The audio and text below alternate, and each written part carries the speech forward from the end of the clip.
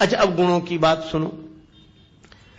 गुणों के साथ सबसे बड़ी यह समस्या है कि किसी भी प्राणी में, यह प्रकृति का नियम है, सब गुण इकट्ठे रह नहीं सकते, होते ही नहीं।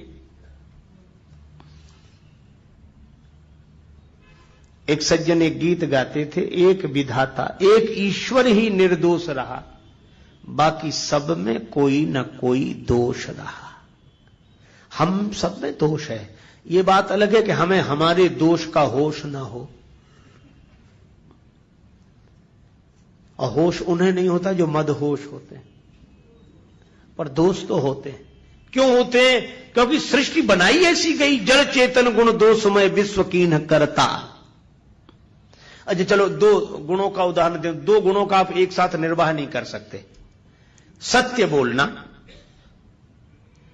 गुण है, और शीलवान होना गुण है। किसी को बुरा ना लगे ऐसी बात मत कहो कि खराब लग जाए, किसी का दिल मत दुखाओ।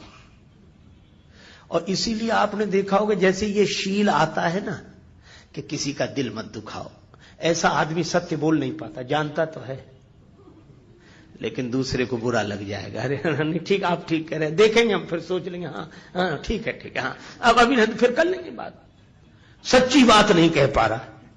क्यों? शील आया तो सत्य चला गया, और जो सत्य को बोलते विप्राय शील का पालन नहीं कर पाते, वे कहते भैया किसी को बुरा लगे चाहे भला, हम तो साफ साफ कहते हैं, हाल तुरंत कह दिया, झंझट ही नहीं बात का, फिर तुरंत बोलो।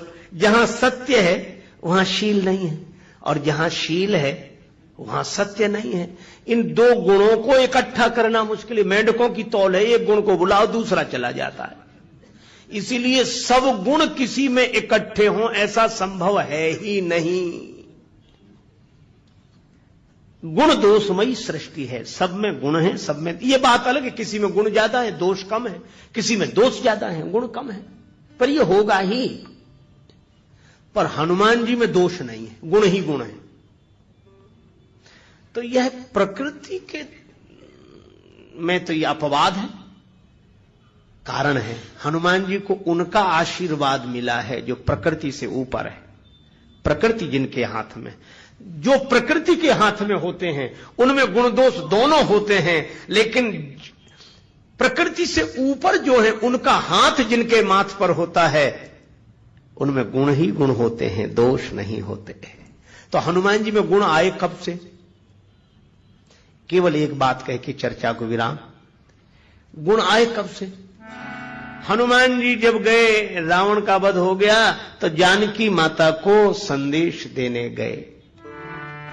दूरी ही ते प्रणाम कपि कीन्हा, रघुपति दूत जानकी चीन्हा। दूर से हनुमान जी ने प्रणाम किया, जानकी माता ने देख लिया कि हनुमान जी को।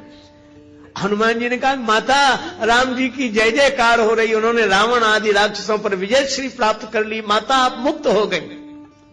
जानकी माता के आंखों से खुशी के आंसू बरसने लगे।